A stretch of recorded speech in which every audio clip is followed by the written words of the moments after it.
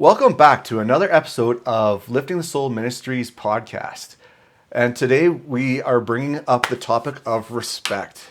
And it is such a vital component of relationships.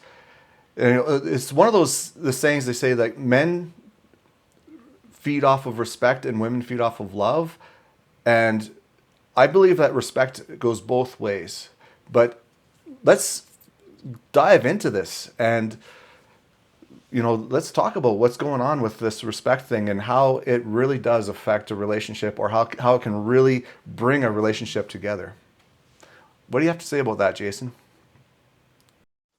Well, I think the idea that men feed off of respect and women feed off of love, I don't think that that's accurate. I think that both require respect. But they demonstrate and they receive respect in different ways. And I think the most important thing is to really understand how men especially view respect and why it is so important for men to get the respect they need in order to feel like they are recognized and appreciated. Because without that recognition, there's really no hope for any kind of relationship to succeed. I agree with you, and that is one thing that, when we talk about respect as a foundation, when I think about what happened in my marriage and stuff like that, I had a hard time even respecting myself. And that also, because I didn't respect myself, my wife didn't really respect me either, because I didn't hold up boundaries and all that other kind of stuff that really helped to solidify some kind of dynamic within the relationship. And when I think of what you were talking about just now, like, both parties need respect. I agree with that 100%. And how we translate that respect does come out in different ways. The main thing that I think really comes from this is understanding what respect is. When we talk about respect, what are we actually talking about? And I think the thing that really comes to mind, one word that is synonymous with respect, is acceptance. And I don't mean that you accept that I'm going to do something, or that you accept a certain behavior. I mean that when you are in a relationship with someone, you accept everything about them, exactly who they are, how they are, all their flaws and everything. You accept every single thing about them, and you let them know that they belong. And through that acceptance and belonging, you give the respect for them to be them, without any kind of expectation or any kind of preconceived notion of who they're going to be, how they're going to act, or anything like that. You give them the respect of being exactly who they are, without desiring to change them or desiring to judge them. And as a man, when I receive that kind of respect, I feel like I can do no wrong. I feel like I am exactly where I need to be. That I am whole. And I believe that because men have been viewed in a light of being seen as someone who just offers something, that they've been commoditized, and their value has been based on what they can do, what they can provide, or what they can produce. And beyond that, they're not given any kind of value. And that is a huge amount of disrespect, because you don't value men for who they are, you only value them for what they can provide. And I think that really is at the crux of the issue. What do you think? I totally agree with you on that. Learning to see somebody for who they are, whether it's the man or the woman, and allow them to be who they are without, like, forcing change or anything like that. Like, obviously everybody needs to grow in some regards in a relationship, and that communication needs to happen. But that is also part of the respect part of it. It's like, okay, yeah, how can I bring this up, accepting who you are, and still, voice what I have to say about where my pain points are, or what I'm going through, or what I'm seeing or perceiving, in a healthy and respectful way, where you're not pointing the finger and saying, "Oh, you got to change, you got to whatever." Like, okay, this is who you are. I see that, but this is kind of an area that is a sticking point for me. How can we work through this? right? Approaching it from a conversational point versus an accusatory point. Absolutely. Yeah. It's important of being able to just accept a person for who they are and not base your acceptance of them on any other condition other than who they are. The moment that you expect something from someone, you instantly, in that moment, you devalue them. You put your needs above who they are. And I believe that is absolutely the cardinal sin of any kind of relationship or interaction. The moment that you see that your needs are more important than someone else, and that you have the right to demand something of someone because it's going to fulfill your needs, it's self-serving. And any kind of self-serving behavior is going to be absolutely destructive to any kind of interaction or relationship, especially with intimate relationships. Yeah, totally. With the mindset of accepting the person who they are, and then on top of that, like bring it to everything through a conversational point versus like, okay, I've got to do whatever I can to, because that's where a lot of men feel stifled in many ways because they're constantly being nagged on or like you said, like, when they're looked at as a commodity versus who they are as a person. And so when there's character things that come up that may or may not need to be improved, but it's just something that whatever, like, sure, it can be discussed, but you still got to get down to that foundation. This is who the person is. Love them for who they are. This is the reason why you're in the relationship, and and work with that, right? Learn to accept the person for who they are. And obviously, like you said, you don't want to condone or accept abusive behaviors and things like that. There are limits to that. But when we're talking about just everyday things with whatever, like, how many times has a man been stifled because the person is putting their partner, their spouse is putting so much pressure on the person because they want a certain outcome or whatever, they want it done their way, they want it done, all this stuff, and the man just feels like he can't do anything right, and so that's where he starts feeling that disrespect, and then he pulls away, and everything, and then he becomes this yes man kind of thing, which then causes more of that respect to be lost because now all of a sudden the woman doesn't see him in the same light anymore.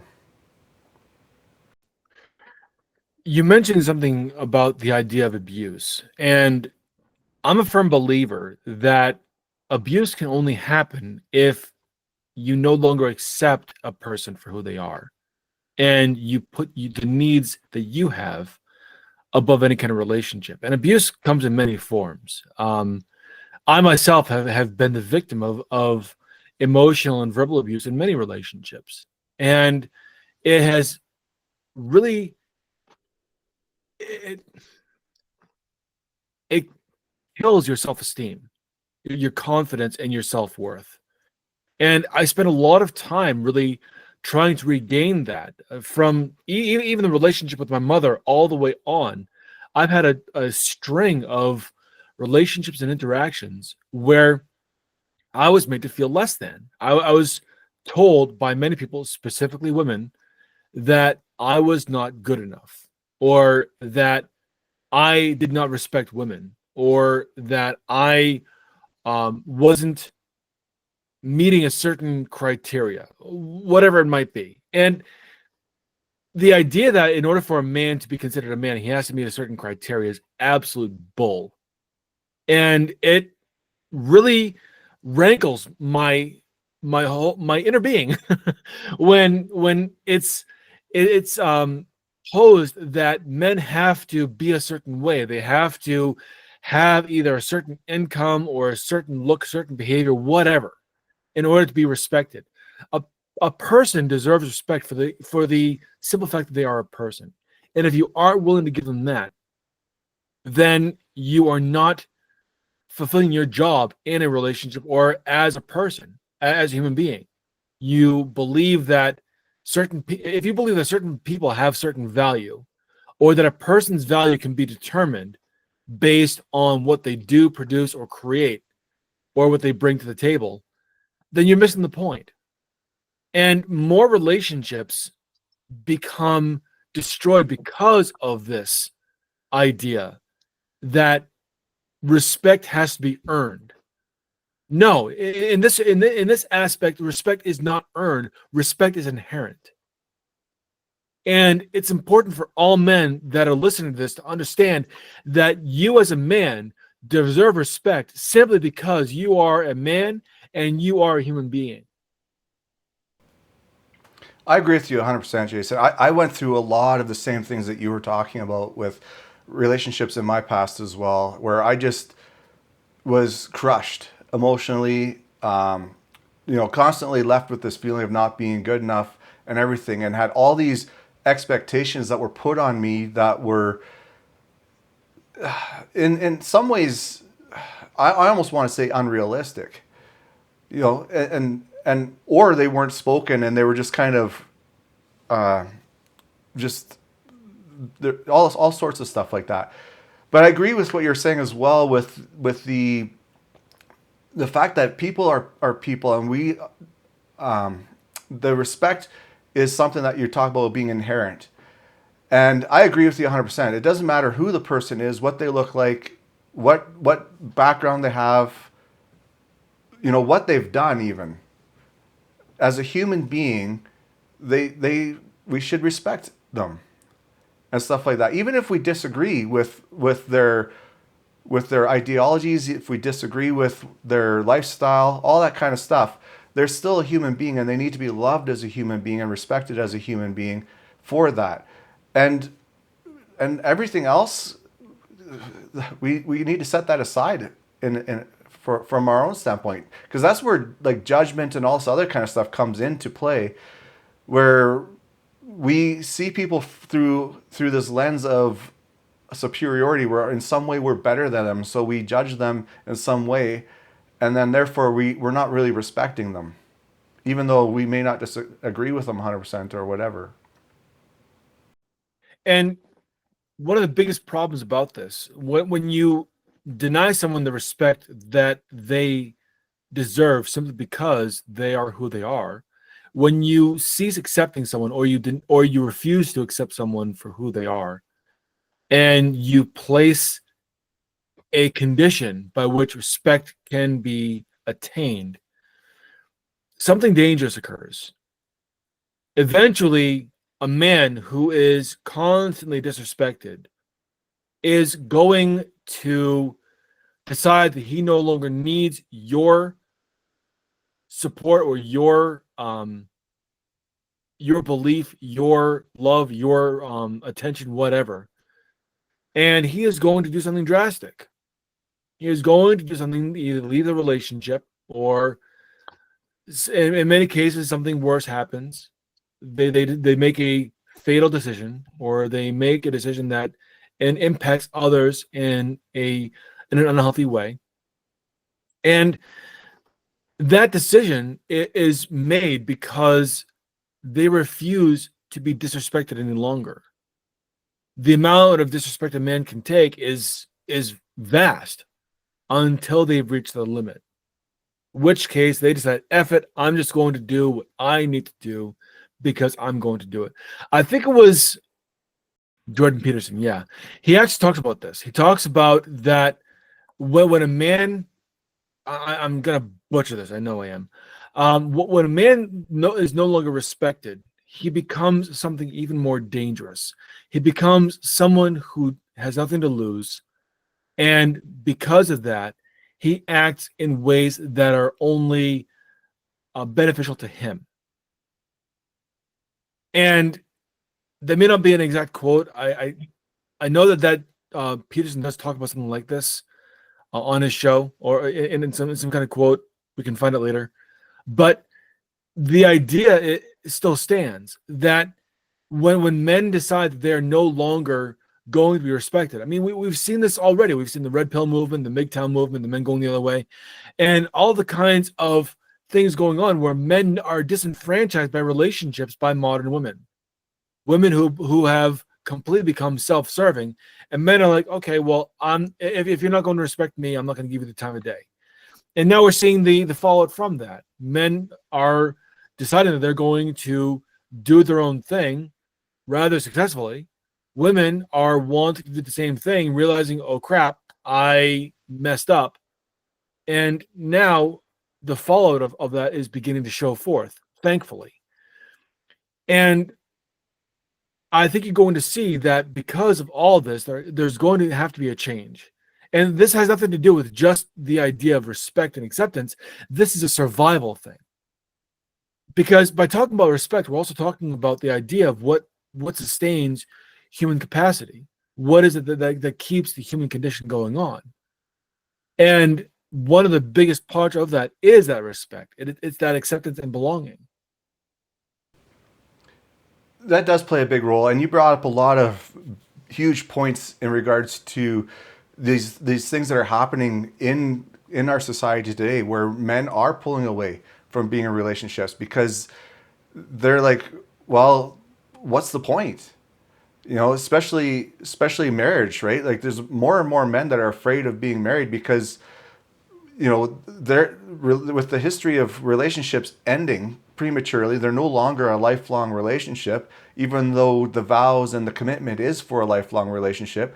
And then what happens post relationship, where most men lose almost everything that they've worked for and end up in very challenging situations, you know, with child support and all this other kind of stuff that happens through the court system.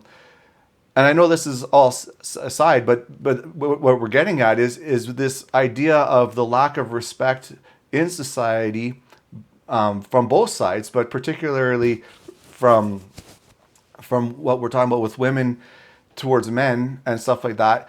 That separation, that idea of relationship is pulling apart, but it is also starting to be recognized. I am starting to see that.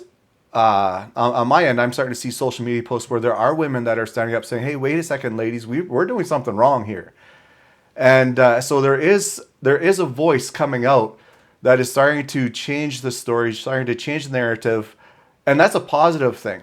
And from there, we can start to rebuild, you know, society in a healthy way. And that's part of what you and I are trying to do, or attempting to do, through our conversations here on this podcast, is how can we look at things like respect that are foundational in a relationship? And how can we bring about a sense of respect that isn't where somebody is trying to force the respect from somebody else through being aggressive or being a hard ass or being incompassionate and just being, you know, going to polar opposites, or being the overly compassionate person where they become weak and soft and basically the people pleaser. And so let's talk a little bit about some of those contrasts. You know, like that can happen after a person who's gone through a period like we've been talking about, where they've lost respect, they're feeling disrespected, and at some point they're going to have a shift in their mind, and they're going to try to change in one direction or another to try to compensate for that lack of respect. Yeah, absolutely. First of all, I want to say that I found the quote that I was looking for by Jordan Peterson.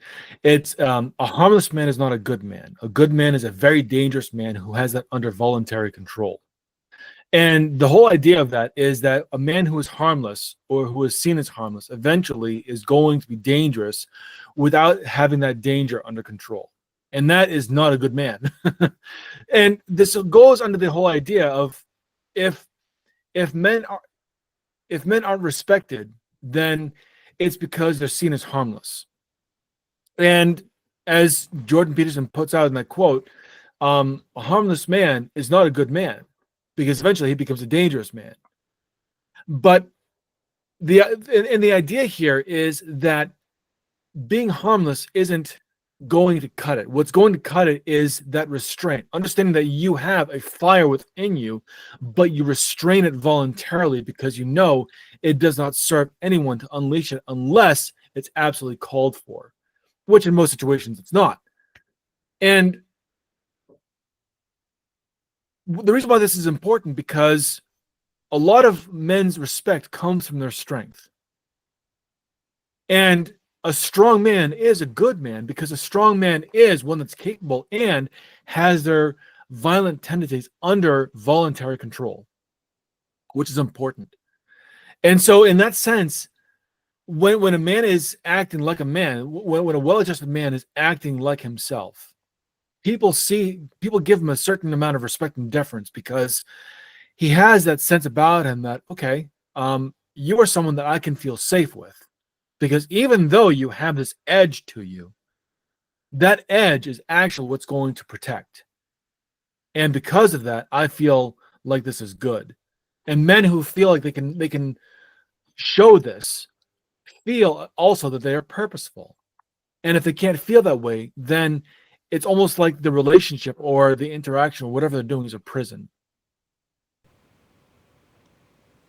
Yeah, I've I felt that imprisonment feeling, right? Where you're just like, it's part of that being stifled, that idea that, okay, like if I can't make the right move or do the right thing, or if I can't just be myself, then what's going on here? And you just feel lost in life. And it was a really challenging space for me to crawl out of, to get to this point where I am now more comfortable with who I am, what I have to offer, what I have to share, speak my voice, and and be, that sense of strength within myself. It's taken a long time to get back to that. And I do recognize that people are starting to notice a difference in me as a person as a result of the work I've been doing personally and stuff like that. But I also see people from a different light as well from what I used to. That idea that we talked about earlier, where I just respect people for who they are, right? Just for being a person. There was a part of me, my old self, that was, acting out of fear, acting out of judgment, or, all these other things that were symptoms of myself not respecting myself and not feeling comfortable in my own skin, and all this other kind of stuff that portrayed other things onto other people. That's a really important insight, and it kind of gives rise to the idea that with strength, there also is another component that we need to have, which is compassion. And compassion isn't softness. Compassion is more about patience. It's more about the idea that you can be a strong person and you can have patience for yourself and for others. You can have self-compassion and you can have compassion for others. Knowing that people are going to F up, that they're going to F around, they're going to find out, and that's okay, because humans are messy. And allowing humans to be messy is really important. And the more we allow human beings to be exactly who they are, the better. Because as we allow people to just do what they do and we accept them for who they are, they become more confident in themselves and they begin to listen to others who respect them more. And the more they're willing to listen to others, the more they're willing to make better choices and really refine their behavior and maybe temper or temper the edge a little bit, so that they aren't so abrasive or sharp to others or to themselves. Like they say, a sword cuts both ways. And so by having a double-edged sword cuts both ways. By being able to trust in someone that respects you and that really either wants to or does have a pretty good understanding of who you are, you surround yourself with people who you can trust, and that you can begin to temper those edges. That you can begin to really see that you don't have to be on edge all the time, that you can let your guard down, that you can let yourself be seen. This is something that I had a hard time with for a very long time. Even in the Army, I found that I was someone who had a lot of guard up. And because of that, I didn't let people in. And a consequence of that is when you don't let someone in, they don't trust you. And when they don't trust you, they tend to F with you more. they tend to screw with you more. And then I got into this self-victimized mode where I was like, well, why are people keep on picking on me? What the hell's going on? This feels like school again. It wasn't until after the army where I realized, it's because I wasn't letting anyone in. I was being someone who was very closed off. I was separating myself from others. I was being the divisive one, the one who's dividing myself from others. And because of that, in a situation where you would think that people would just, be open and say, hey, what's going on? We're all part of the same team. We're part of this brotherhood. Let's get along. Nope. I decided to be that guy. And because I was that guy, I was treated like that guy. And I hated it. But I brought it upon myself.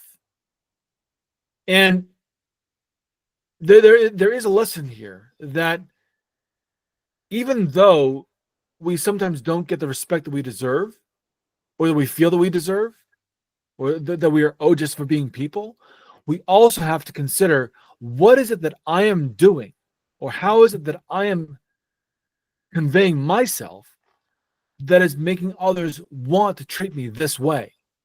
How am I contributing to this issue or to this problem that I'm seeing? And by asking that question, you become someone who can then become part of the solution rather than be part of the problem. You bring up a very good point there, and that's kind of what I was alluding to earlier in myself when I said I didn't really respect myself.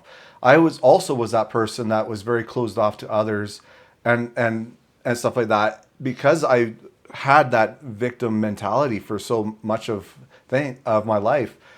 And when we start to take responsibility and really look into what we are doing and what our actions are, and how that affects our, not only how we portray ourselves to other people, but to ourselves and all this others and other things. Like what really is coming to mind right now is the last part of what they call the golden rule, right? Like where love God with all your heart, soul, mind, and strength, and love your neighbor as yourself. And most times what I find in most teachings is that everybody negates the as yourself part. And I'm not talking about in the selfish sense of or whatever, but it plays into what we're talking about, the self-respect, how we portray ourselves, how we open up ourselves to other people and stuff like that, and how we are actually a contributor to a lot of what's going on in our lives. If we're not able to love ourselves in that sense where we are opening ourselves up to people, allowing people in to be our true authentic self, then how can other people see us for who we are and treat us for who we are and respect us for who we are if they are not seeing the fullness of who we are? That's a really important idea. And I've always had a hard time with with that golden rule. And a lot of it has to do with the fact that I'm a behavioral analyst. I work with behavior. I have studied all kinds of psychological stuff. I know how to work with behavior, and I see that many people do not really appreciate themselves. And so to treat someone as yourself, well, if you don't have a good relationship to yourself, you're not going to have a good relationship with another person. One thing that I really do appreciate, though, is as men, we're born to lead. We have this leadership instinct within us. We have this instinct to negotiate a conflict in order to arrive or achieve a shared goal. And the only way we can do that is if we see that our leadership is the opportunity to serve and to serve others. And oftentimes, the thing that really helped me was seeing myself as being someone who was meant to be of service to others, meant to lead as a way of being of service. I understood that it's not the me that's important. By being able to help others, by being able to be of service, I can help others. I can assist others in a way that they may not have been able to help themselves, or provide something that they may not have thought they need. And in doing that, I can use that as a way of saying, I have this extreme worth, this gift that I can give to others. And because of that, I have value. And it's through the idea of being a leader, the idea of inherently, your biology gives you the authority to be a leader. It is that sense of you that urges you to lead. And the more you act on that, especially as a sense of service, the more that you see that your value is inherent and that others are going to notice your value as well. And they're going to treat you as a gem of inestimable value, where you can't place a value on it because any value placed on it would be way too low. And because you have this ability to be of service to others, and because you have this value, there's no way that you can continue to diminish yourself. The moment that you see that you have value, the ability to diminish or have a sense of self of a worthlessness or uselessness goes right out the window. Immediately, you begin to see that you have value, you have purpose. There is some fundamental aspect of you that is valuable to others. And being able to tap into that makes you a valuable person. And that's something I had to learn. It was a long lesson I had to learn myself, that it wasn't just me seeing myself as good. It was me seeing myself as good because I have something noteworthy to offer. I agree with you 100%, Jason. That sense of being of service to others is a huge and fundamental part of what I believe as well, of who we are created to be. Right? We're created to be as social creatures, but to be of service to each other, to help each other, like, and to coexist with each other, and not just be that selfish individual who's all about me and all that stuff. And when I bring up some of these topics and stuff like that about self-love and stuff like that, it's to, we have to get to a point where, like you were talking about, where you see where that value, it becomes so inherent within yourself because of what you know you have to offer. And that's the missing key that a lot of people tend to lose. Even people who are in service, oftentimes they give and they give and they give and they give, and they get burnt out and all that stuff because they are not seeing the value that they have within themselves, and they're not respecting themselves in that way. And to and so when we're, yes, being of service, brings that into a lot of you, where you can see, yes, I have so much more to offer than what I've been presently giving. That's something I've also been working through. When I talk about regaining my voice, right? Like doing things like this with the podcast, and sharing my thoughts and perspectives, and my heart behind what I've been learning, and to teach others, and all this other stuff that has been coming into my life as I've gone through this journey. That's been a part of, learning that I have that value to give. I have that service to give to others, to help others on their journey of discovery of what they have to offer, of becoming a better, stronger leader in their home, in their community, to find the respect that we're talking about, right? To have that respect for themselves, but also to be able to just naturally have that presence and offer that respect to others in that, where it's not even thought. Like it's just so, it becomes such a part of you that it's just natural now, right? Whereas before, like, you almost had to force your way into it. And but when you start to go through the journey of, one, acknowledging where, like we talked about earlier, where, okay, this is me that I got to deal with. Like, what are my thoughts? How am I contributing to how people treat me? How am I contributing to how I treat others? All this stuff. It's all stuff that you got to become aware of. And when you bring that all together, and you become that more solidified, well, I wouldn't say solidified, because that kind of paints the wrong picture, but that more authentic person, I think, is the better answer, right? That when you become that more authentic person, where you can truly respect yourself, truly respect others for who they are, and then allow your gifts to flow in that sense of service that you're talking about. And that really is the idea of compassionate strength, is being able to, again, see yourself as having value because of the fact that you can be of value to others, simply because you're a leader. And you're a leader because you're a man. So because you're a man, you have value. And understanding that, accepting it, and then utilizing it is really compassionate strength. It is that idea of being strong and being patient, both with yourself and with others. And it really, the moment that you become a person, a man with compassionate strength, you begin to rebuild all aspects of your life, including your relationships. You become someone who is more clear about what you feel and what you stand for and why. You can meet others. You can meet others emotionally without abandoning your masculine frame.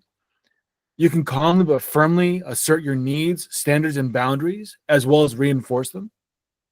You can genuinely care about your others' feelings and not just the facts. And you can aim to build others and not break them by allowing them to continually to grow and um, urging them to continually grow. Now, let's say that you take all these things and apply them to a relationship. Let's say you take all these qualities, the ability to be clear about how you feel, or what you feel, about how you can meet your partner emotionally, how you can be calm but firm in your boundaries, how you can genuinely care about others' feelings, and how you can build others rather than break them.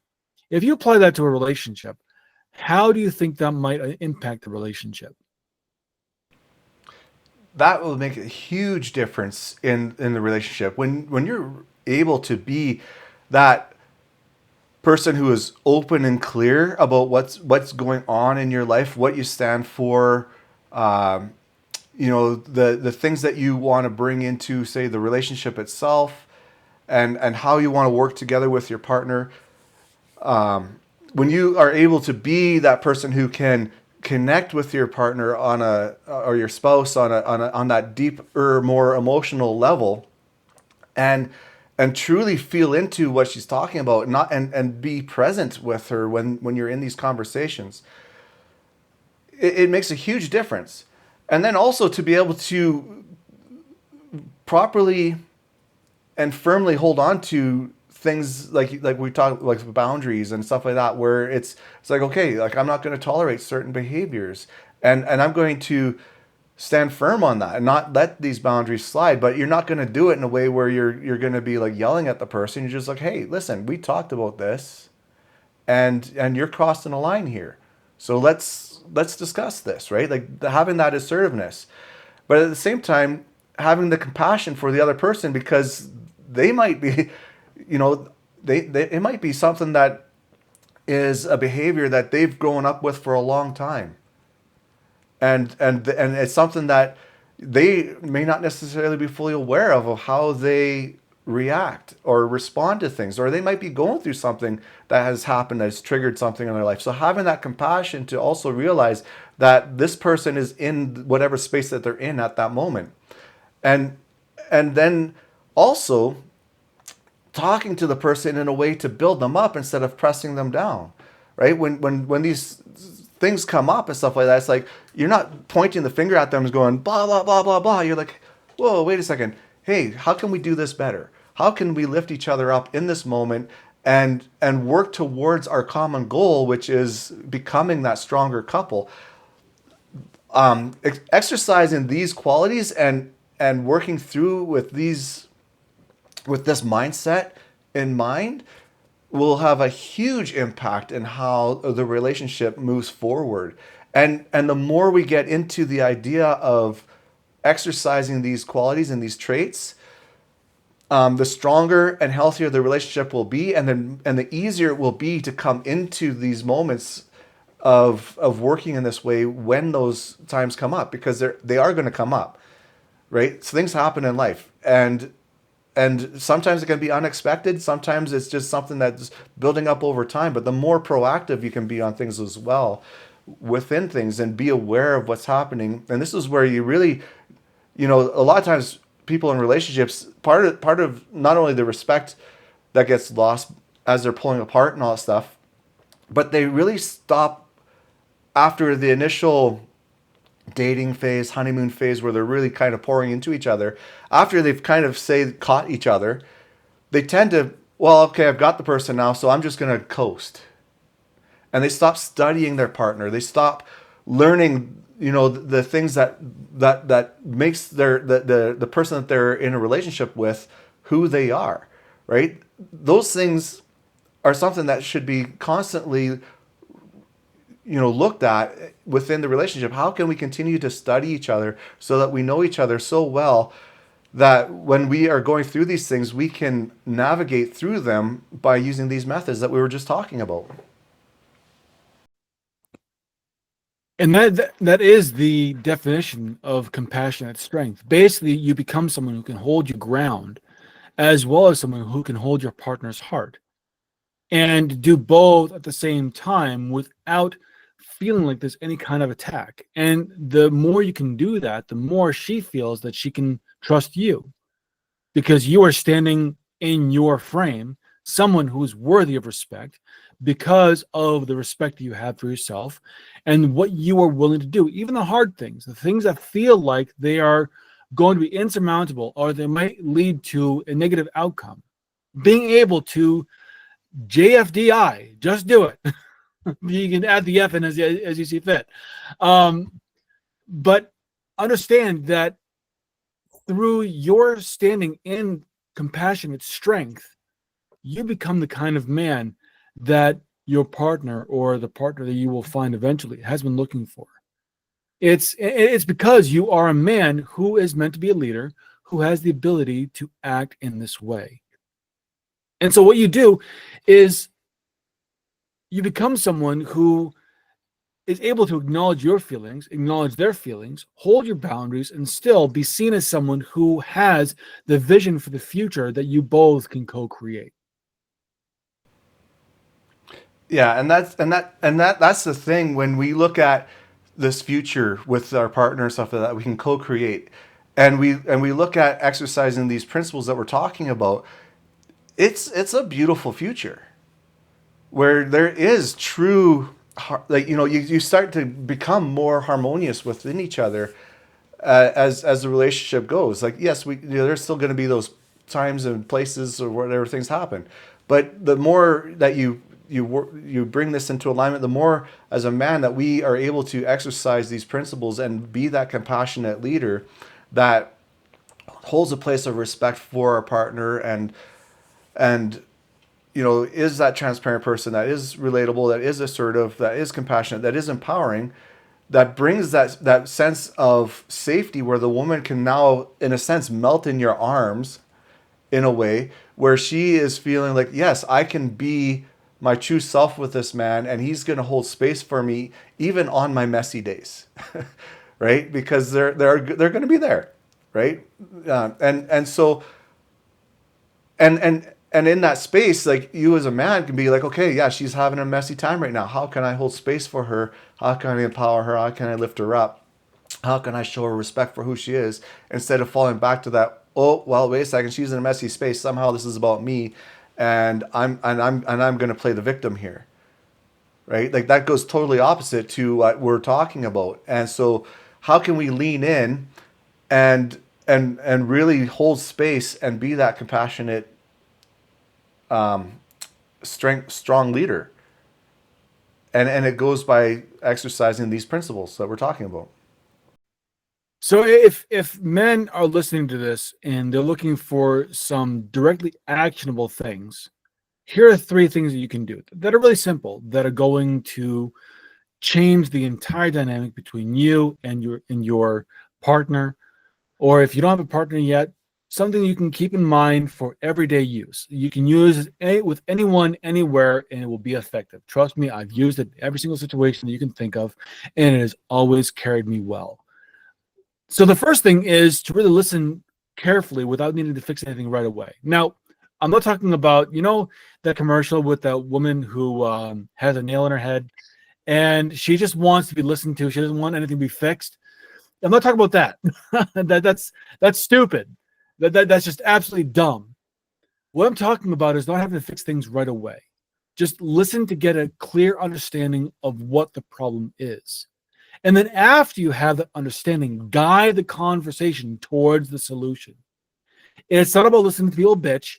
It's not about listening to complaining or just being there for someone as they vent. No, this is about doing that and guiding the person towards a solution that they can feel that they can take action on.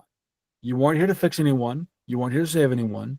You are here to be a guiding, grounded platform that other people can use to engage with so that they can understand how they can solve their own problems.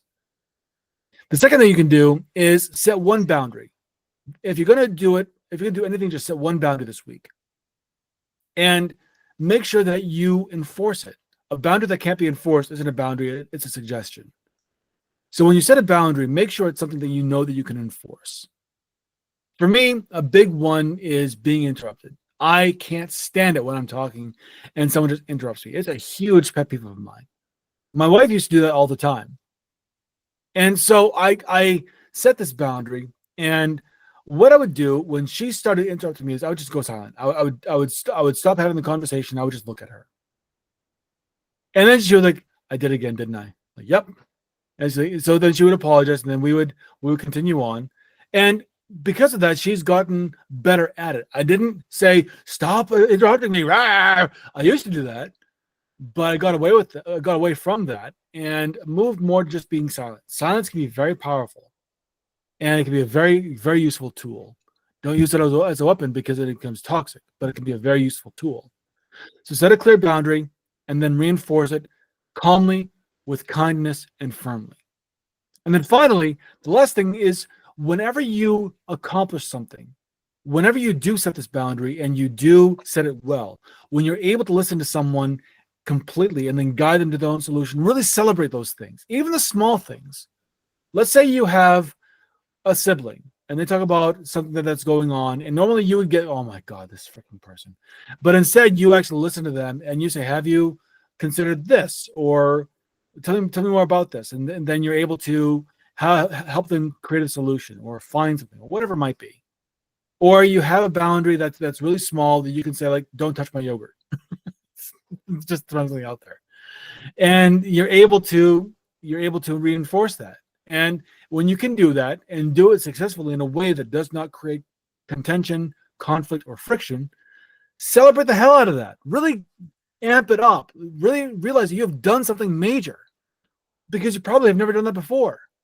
And your ability to celebrate those kinds of things, those little wins, are going to make it so you want to keep on doing it. You're subconsciously, oh yeah, this is great. I love this. Let's keep doing it. The more you do this, the more you celebrate it, the more you're going to want to do it. And that creates a positive feedback loop that allows you to continue moving forward. Yeah, I really like what you laid out there, Jason. Those three things are absolutely easy and simple things to start working towards in your life and practicing daily. And I laugh at that illustration that you talk about with that commercial with the lady with the nail in the head. You know, it is an exaggerated example of what they were trying to accomplish in the sense that the woman just wants to be listened to. But when you talk about fully listening, one of the things that I've learned is active listening is not just, listening.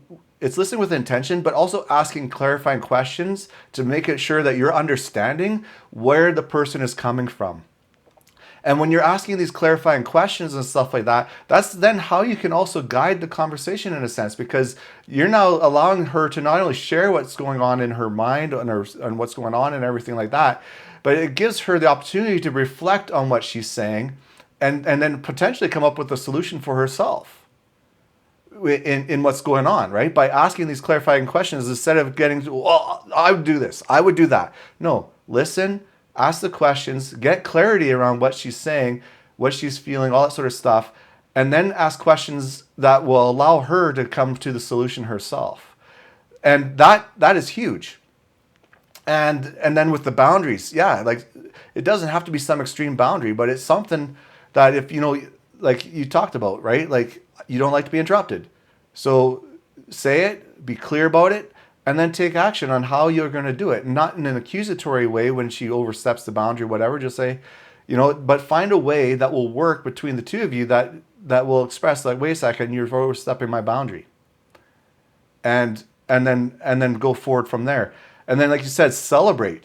That is something that a lot of us don't do in our lives, is celebrate the wins, and so they get overlooked. And then over time, you going along, and it's easy to just say, well, wait a second, like it's easy to get lost in the sense that you're not celebrating. But when you actually become thankful, grateful, and celebrate the wins in your life, it has a huge impact on you moving forward, because it encourages you to continue to grow and to continue to strengthen yourself. Absolutely. And as you were talking, I was thinking about something that can be done. Actually, it's one action that encompasses all three. All three. And the action is basically when you are talking to someone, let's say it's your significant other. If your significant other has a tendency to complain and just wants to complain, they don't want a solution, they don't want to have anything solved, they just want to complain, they just want to vent. There is a art to being able to listen to someone vent without them feeling like you're judging them, whatever. But also at the same time, you want to make sure that you are not someone who is just going to allow people to complain to you indiscriminately, because that wastes your energy, it wastes your time. And so one thing that you can do that combines everything together is being willing to listen completely to guide the conversation. If they're unwilling to be guided, stop the conversation. Just say, I'm not going to listen to complaining. If you want a solution, I'm more than happy to more than happy to help you, but I'm not here to actually just listen to you complain. I'm not about that. It sets a clear boundary, as well as it makes you someone who's open to listen to guide the conversation. And at the end of it, even though they storm off, they might call you an asshole or whatever. Who cares? That's their stuff, and you don't have to be responsible for their stuff. You can celebrate the fact that you stood your ground, that you made your boundary, that you did exactly what you were going to do. You made a plan and you went through with it. You followed it through. That is something to really be celebrated. If you can do those things, you've just accomplished the whole gamut. You have listened thoughtfully, forward listening, and you've set a boundary and you've enforced it firmly, kindly, and softly. And I would like to add in that you're also working towards no longer enabling their behavior.